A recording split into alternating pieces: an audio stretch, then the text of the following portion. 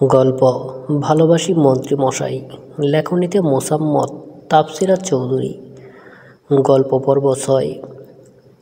চৌধুরী বাড়ির ৩ কর্তা ফিরেছেন অফিস থেকে। ফ্রেশ হয়ে বসেছেন ডিনারের জন্য। সবাই উপস্থিত, আসিফ আর নিলয় বাদে। বিল্লাল চৌধুরী জানতে চায় ছেলেদের কথা। ছেলেরা ফিরতে দেরি হবে, রাতের খাবার খেয়েই ফিরবে জানিয়েছেন রুকসানা বেগম। ডিনার শেষে ৩ কর্তা চলে গেলেন নিজ নিজ কক্ষে। রেস্ট নেওয়া দরকার তাদের। রুকসানা বেগম, সাহেরা খাতুন, উম্মে সালমা তিনজা মিলে গল্প করতে করতে রান্নাঘর গোছাচ্ছেন। নীলিমার তাপসিরা বসর করে টিভি দেখছেন। তাপসিরা সেই কখন চলে যেত রুমে, তবে তার মন মানছে না। মনটা বারবার বলছে আসিফ ভাইকে না দেখে কিছুতেই ঘুমাবে না। বেচারি নীলিমাকেও বসে থাকতে হচ্ছে বোনের জন্য। তিনজা রান্নাঘরের কাজ শেষ করে বসার ঘরে এসে আবার নিজেদের মতো করে গল্প করেই যাচ্ছে। তাপসিরা একটু পর পর দরজার দিকে তাকাচ্ছে। অবশেষে তার অপেক্ষার প্রহর শেষ হলো বাইরে গাড়ির হর্নের শব্দে। দরজার দিকে তাকিয়ে ঠোঁট প্রসারিত করে হাসল মেয়েটা। কলিং বেলটা বাজতেই দৌড়ে গিয়ে দরজাটা খুলে দিল। ঠোঁটের কোণে এখনও লেগে আছে এক চিলতে হাসি। কিরে বনু, এখনও ঘুমাসনি যে? রাত তো অনেক হলো। ক্লান্ত চোখে বোনের দিকে তাকিয়ে বলল নিলয়। এমনি ঘুম আসছে না, তাই এখানেই বসেছিলাম। তোমরা ফেরোনি, তাই মামুনিরাও বসে আছে, বলল তাপসিরা। ও আচ্ছা, খেয়েছিস তুই? শরীর ঠিক আছে তো? হ্যাঁ, সবাই খেয়ে নিয়েছে। তোমরা খেয়েছো? হ্যাঁ, আমরাও খেয়ে এসেছি। আচ্ছা আমি যাই, ভীষণ ক্লান্ত লাগছে রে বনু, বলে নিলয় হাঁটা ধরল সিঁড়ির দিকে। আসিফ এক নজর তাপসিরার দিকে তাকালো। যেতে যেতে মাকে উদ্দেশ্য করে বলল, আম্মু, আমরা তো খেয়ে আসবো বলেছিলাম, তাহলে বসে আছো কেন? ছেলেরা বাড়িতে ফেরেনি, আমরা ঘুমাতে যাই কি করে, বললেন রুকসানা বেগম। দাঁড়িয়ে পড়ল আসিফ, এগিয়ে আসলো মায়ের দিকে। তুমি খেয়েছো আম্মু? রুকসানা বেগম মায়া মায়া চোখে তাকায় ছেলের পানে। খেয়েছি বাবা। ঠিক আছে, প্লিজ 1 কাপ কফি দিও আম্মু, মাথাটা ধরেছে ভীষণ। আচ্ছা আমি নিয়ে আসছি, তুই রুমে যা, বলেই রান্না করে গেলেন রুকসানা বেগম। সবাই চলে গেল নিজেদের রুমে। তাপসিরা রুকসানা বেগমের পেছনে গিয়ে দাঁড়ায়। উদ্দেশ্য আসিফ ভাইয়ের জন্য কফিটা নিয়ে যাওয়া। কাকিয়া, কফিটা আমি দিয়ে আসি আসিফ ভাইকে, বলল তাপসিরা। রুকসানা বেগম এক নজর তাকালেন তাপসিরার দিকে, মুচকি হেসে বললেন, ঠিক আছে নিয়ে যা, বলেই কাপটা তাপসিরাকে গিয়ে হাঁটা ধরলেন নিজের রুমের দিকে। তাপসিরা পা বাড়ালো আসিফের রুমের উদ্দেশ্যে। রুমের সামনে এসে দুবার নক করলো। তাপসিরা দরজাটা হালকা চাপালো। ভেতর থেকে কোনো রেসপন্স না পেয়ে দরজা ধাক্কা দিল। সাথে সাথে খুলে গেল দরজা। তাপসিরা ভেতরে এক নজর চোখ বুলিয়ে নিল। না, নেই আসিফ ভাই। কোথায় গেল মানুষটা? গুটি গুটি পায়ে রুমে প্রবেশ করে মেয়েটা। ওয়াশরুমে পানির শব্দ হচ্ছে। যাক, শাওয়ার নিচ্ছেন উনি। এই সুযোগে কফিটা রেখে চলে যাবে ভাবল সে। বেডের পাশে ছোট্ট টি টেবিলটায় রাখলো কাপটা। চলে যাওয়ার জন্য পা বাড়াতেই থেমে গেল। ফের পুনরায় গিয়ে দাঁড়ালো বেডের পাশে। খট করে ওয়াশরুমের দরজা খুলে বেরিয়ে এলো আসিফ। শব্দ শুনে পেছনে ফিরে তাকালো তাপসিরা। পেছনে তাকাতেই চোখ দুটো আপনা আপনি বড় বড় হয়ে গেল মেয়েটার। শুধুমাত্র টাওয়াল পরে বেরিয়ে এসেছে আসিফ। ছোট ছোট চোখ করে তাকিয়ে আছে তাপসিরার পানে। আসিফ কিছু বলবে তার আগেই তাপসিরা তাড়াহুড়া করে ঘুরে দাঁড়ালো অন্যদিকে। চেঁচিয়ে বলে ওঠে, সি সি আসিফ ভাই, আপনি এই অবস্থায় বাইরে আসলেন কেন? তাপসিরার কথায় ভ্যাবাচিকা খেয়ে গেল আসিফ। পরক্ষণে ব্রুকুজকে বলল, তুই আমার রুমে কেন? আপনার কপি দিতে এসেছিলাম। অন্যদিকে ফিরে থেকেই জবাব দেয় তাপসিরা। চলে যাওয়ার জন্য পা বাড়ায় সে।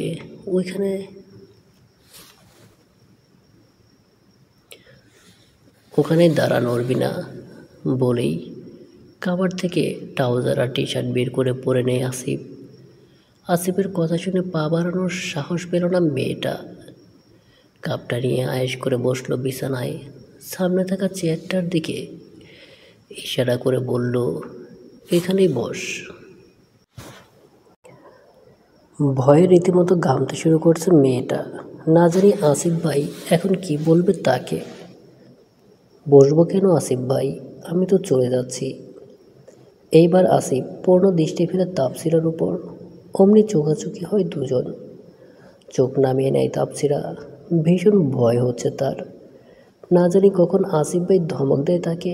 ইস, কপিটা নিয়ে আসা একদমই উচিত হয়নি তার। তাপসিরার অবস্থা দেখে মুচকি আসলো আসিফ।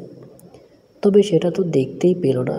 বোকা তাপসিরা, চুপ করে সামনে বসে থাক, চাইলে আমার দিকে তাকিয়ে থাকতে পারিস।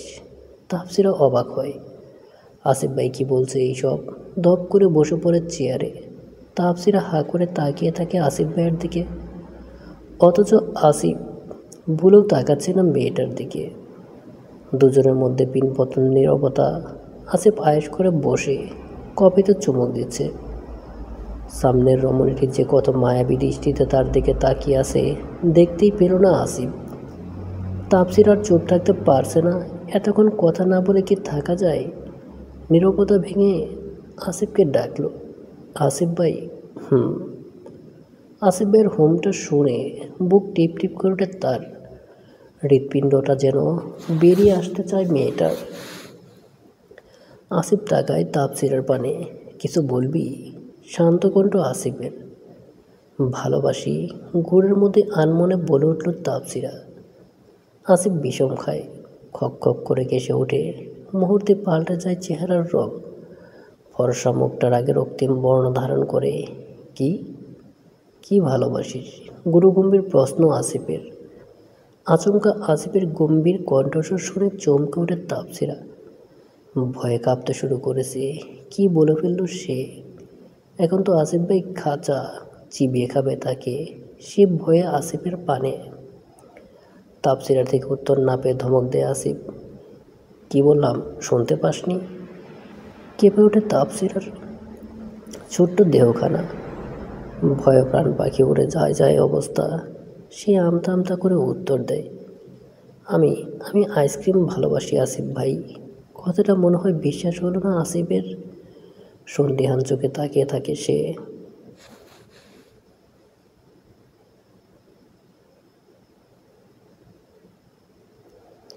ভয় বাড়তে থাকে বেচারি তাপসিরার। কে কে বলেছে আবেগে গা ভাসাতে? ইস, শেষ রক্ষা হলো না তোর। এইখানে বোধহয় জীবনটা শেষ। মনে মনে কয়টা সূরা পাঠ করে নেয় তাপসিরা। আমাকে ঘুরতে নিয়ে যাবেন আসিফ ভাই? কী থেকে কী বলছে তাপসিরা নিজেও বুঝতে পারছে না। নিশ্চয়ই আসিফ ভাই এখন ঠাটিয়ে চড় বসাবেন গালে। মেয়েটার হাত আপনা আপনি চলে যায় গালে। তা দেখে কপালে ভাঁজ পড়ে আসিফের। না, আগের মতোই গুরুগম্ভীর উত্তর আসিফের। আচ্ছা, এখন আমি যাই তাহলে। মেয়েটাকে আর পার্কে দৌড়ে বেরিয়ে গেল রুম থেকে। তাপসিরার যাওয়ার দিকে তাকিয়ে মুচকি হাসে আসিফ। শুয়ে শুয়ে মোবাইলে হাজারবার চুমু খেয়েছে ছবিতে। বুকের সাথে মিশিয়ে নিল মোবাইলটা। আপনি কি চোখের ভাষা বুঝেন না? আপনি কি এই চোখে আপনার জন্য গম্ভীর ভালোবাসাটুকু দেখতে পান না? এক আকাশ পরিমাণ ভালোবাসা কি আপনার চোখে পড়ে না আসিফ ভাই? ভীষণ ভালোবাসি তো আপনাকে। বাবার পর আপনি পৃথিবীর সবচেয়ে সুদর্শন পুরুষ আমার চোখে। আপনাকে দেখার পর আর কিছুই দেখতে পাইনি আমি। বেহায়া চোখ দুটো সারাক্ষণ খোঁজে চলেছে আপনাকে। সুদর্শন পবিত্র পুরুষ, আপনাকেই চাই আমার জীবন সঙ্গী হিসেবে। যেখানেই থাকবে শুধু পবিত্রতার ছোঁয়া। আসিফ আর নিলয় বাবাদের অফিসে জয়েন করেছে আজকে 15 দিন। যদিও আসিফের কোনো ইচ্ছে ছিল না অফিসে জয়েন করে, কিন্তু বাবা যে তার ইচ্ছেকে সম্মান করেছে, তারও তো উচিত বাবার ইচ্ছেকে প্রাধান্য দেওয়া। সময় চলে যাচ্ছে নিজের মতোই, অফিস সাথে পার্টি অফিস, একসাথে বেশ দক্ষতা নিয়ে সামলাচ্ছে দুবাই। ইদানিং তাপসিরা তো দেখতেই পায় না তার প্রিয় পুরুষটাকে। বাড়ি ফিরতে ফিরতে অনেক রাত হয়ে যায়। প্রতিদিনের তাপসিরা ফোন করে আসিফ ভাইকে না দেখে সে ঘুমাবে না, কিন্তু ঘুম কাতরে তাপসিরা পারে না জেগে থাকতে। আজকে কোনোভাবেই ঘুমাবে না সে। বসে বসে মোবাইল দেখছে তাপসিরা। তখন ওই গাড়ির শব্দ শুনতে পাই। ঘড়িতে তখন 12টা সুই সুই। আজকে একটু তাড়াতাড়ি ফিরছে তারা। তড়িঘড়ি করে বারান্দায় গিয়ে দাঁড়ায় তাপসিরা। তাপসিরার রুমের বারান্দা থেকে বাড়ির গেটের দিকটা ভালো করেই দেখা যায়। গ্যারেজ দেখতে পেলেও আসিফ আর নিলয়কে। নিচে যায় তাপসিরা। আসিফরা আসার আগেই দরজা খুলে দেয় সে। এত রাতে দরজা খোলা দেখে অবাক হলো আসিফরা। তার থেকেও বেশি অবাক হলো তখন যখন সামনে হাসি মুখে দাঁড়িয়ে থাকতে দেখলো তাপসিরাকে। বনু, তুই ঠিক আছিস? এইখানে কেন তুই? অস্থির হয়ে জিজ্ঞেস করলো নিলয়। তাপসিরার হাসি হাসি মুখটা চুপসে গেল মুহূর্তেই। কি উত্তর দেবে সে? আসিফ ভাইয়ের অপেক্ষায় ছিলাম না, এটা তো বলা যায় না। বোনকে চুপ থাকতে দেখে পুনরায় জিজ্ঞেস করে নিলয়। চুপ করে আসিস কেন বনু? কি হয়েছে ভাইয়াকে বল। একপাশে চুপচাপ দাঁড়িয়ে থেকে দেখে যাচ্ছে আসিফ। সে নিজেও চিন্তায় পড়েছে। এত রাতে এইভাবে দাঁড়িয়ে আছে মেয়েটা, তার উপর কথা বলছে না। ঘুম আসছিল না, তাই বারান্দায় দাঁড়িয়েছিলাম। তোমাদের দেখতে পেয়ে নিচে আসলাম, মিনমিন করে উত্তর দেয় তাপসিরা। স্বস্তির নিঃশ্বাস নেয় নিলয়। বোনকে চুপ থাকতে দেখে দম বন্ধ হয়ে আসছিল এতক্ষণ। এক হাতে আঁকড়ে ধরে বোনকে। ঠিক আছে, ঘুমোতে চল এখন। বেশিক্ষণ জেগে থাকলে অসুস্থ হয়ে পড়বি তুই। বোনকে নিয়ে হাঁটা ধরল নিলয়। ঠাই দাঁড়িয়ে রইল আসিফ। কিছু একটা ভেবে থেমে গেল তাপসিরা। ভাইয়া তুমি যাও, আমি পানি খেয়ে আসছি। ঠিক আছে বলেই চলে গেলে নিলয়। তাপসিরা পেছনে ফিরে তাকাতেই দেখে আসিফ কেমন করে তাকিয়ে আছে তার দিকে। অপ্রস্তুত হয়ে পড়ে মেয়েটা। তড়িঘড়ি করে চলে যেতে নাই। তখন ওই আসিফ হ্যাঁচকা টান দিয়ে ঘুরিয়ে নিল নিজের দিকে। চোয়ালে ঝুলে পড়ে মেয়েটার। থরথর করে কাঁপছে শরীরটা, মাথাটা ভনভন করছে যেন। দ্বিতীয়বারের মতো আসিফ ছুঁয়েছে তাকে। সব কিছু এলোমেলো লাগছে তার। দম বন্ধ হয়ে আসছে। ভ্রু কুঁচকে থাকে আসিফ।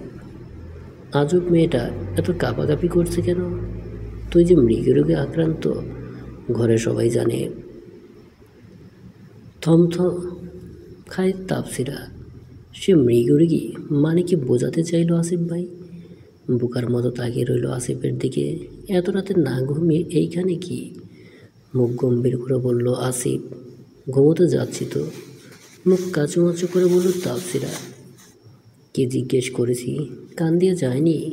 ধমক দিয়ে বলল আসিফ। ধমক শুনে কেঁপে ওঠে তাপসিরা। চোখ মুখ খিচকে বন্ধ করে ফেলে। পিছিয়ে যেতে চাই সে, তবে যেতে পারে না। এখনও তার এক হাত আঁকড়ে ধরে রেখেছে আসিফ। হাত ছেড়ে দেয় আসিফ। দুহাত বুকে বাস করে তাপসিরার সামনে সটানো হয়ে দাঁড়ায় সে। তাপসিরা মিনমিন করে বলে, সত্যিই ঘুম আসছিল না বলে চোখ পিটপিট করে খুলে তাকায়। আসিফের বোধহয় পছন্দ হলো না জবাবটা। সে চোখ ছোটো ছোটো করে তাকিয়ে আছে। আসিফকে কিছু বলতে না দেখে তাপসিরা পুনরায় ছোটো করে বলল, আসিফ ভাই এখন আমি যাই।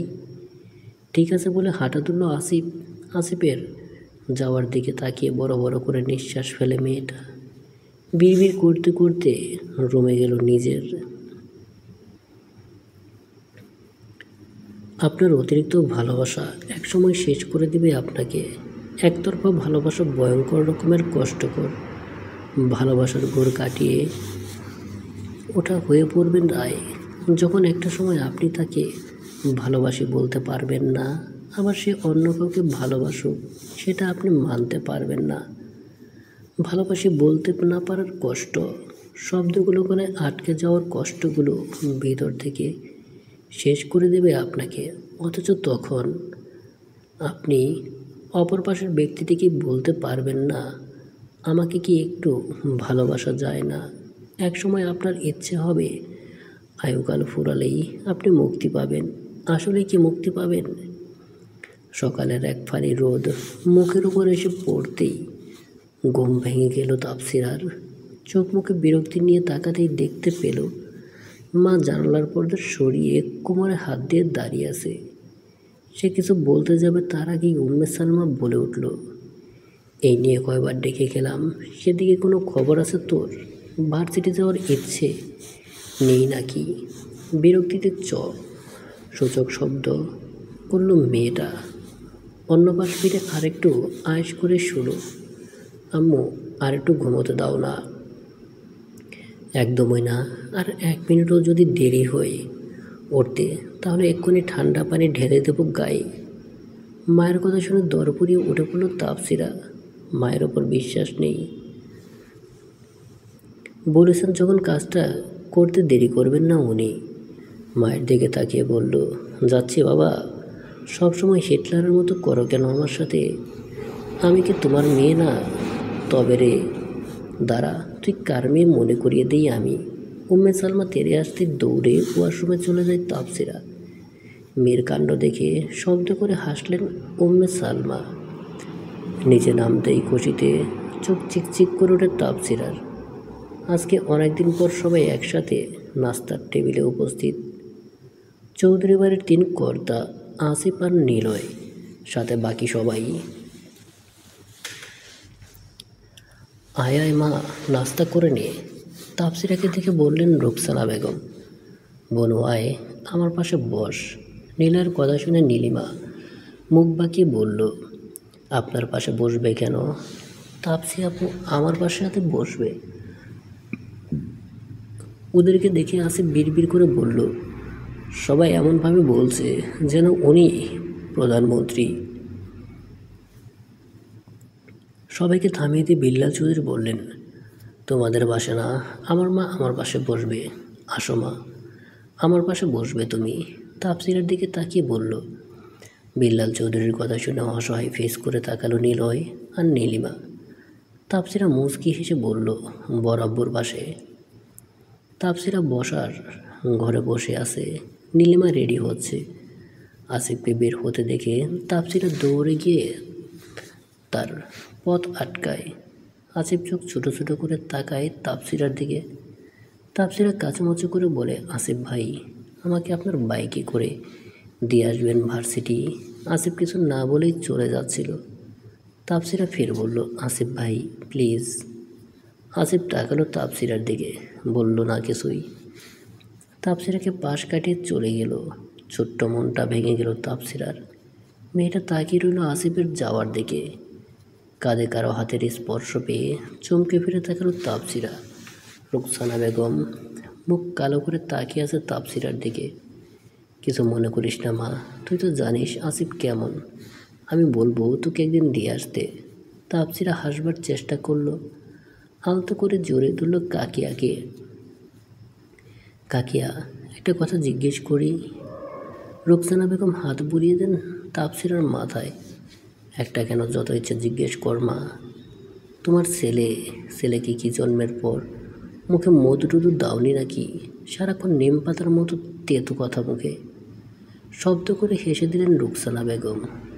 ওরে বাব্বা, আসিফ শুনলে চিবিয়ে খাবে তোকে। ফিক করে হেসে ফেলল তাপসিরা। বনু ভার্সিটি কখন যাবি তুই? নীলয়ের কথা শুনে মুখের হাসিটা চলে গেল তাপসিরার। মনে পড়ল আসিফের চলে যাওয়ার কথাটা।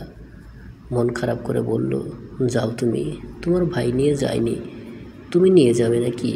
বনু এমন করে বলছিস কেন? আয়, ভাইয়ের সাথে যাবি তুই। আচ্ছা, আমি নীলিমাকে নিয়ে আসছি বলেই দৌড়ে উপরে গেল তাপসিরা। নীলয় গ্যারেজ থেকে গাড়ি বের করে দাঁড়িয়ে আছে। তাপসিরা আর নীলিমা বেরিয়ে আসলো নীলিমাকে দেখে। নীলয় হা করে তাকিয়ে আছে।